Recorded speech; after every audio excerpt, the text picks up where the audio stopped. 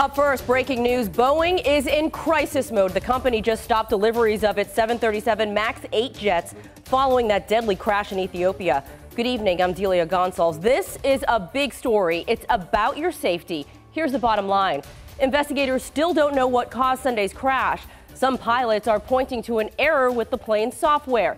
Let's get some expert insight from transportation reporter Pete Montine, who's been flying planes for most of his life.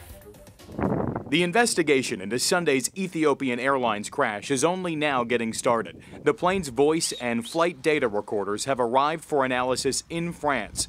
So did American help from the National Transportation Safety Board. The data will compare this crash against an October crash of another Boeing 737 MAX 8.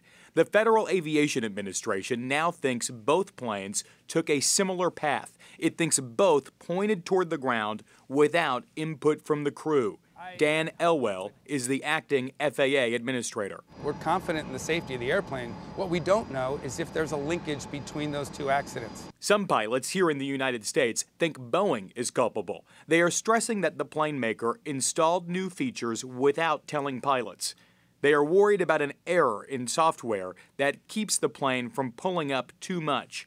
They say the system points the plane toward the ground. The pilots ultimately lose control. There was information that was withheld from our manual, for whatever reason, information regarding a system that was of critical importance to us. Boeing has now halted deliveries of its MAX line of jets, its fastest-selling airplane now sitting idle at its factory near Seattle.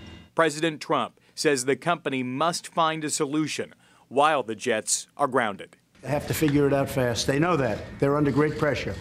Pete, you're a pilot and a flight instructor. It took the FAA 3 days, 4 days for Boeing to pause production of these planes. So what was the delay? Well, the FAA simply believed that these airplanes, the 737 MAX 8, was safe. They went through a rigorous certification process, was given the blessing by the FAA. Even the acting administrator of the FAA says that he does believe that these airplanes will fly again. I think the thing that has to be looked at here is the design of the airplane, specifically the placement of the jet engines underneath the wing. That's a thing that changed for this new version of the 737, and that's why this problematic computer system was put into place.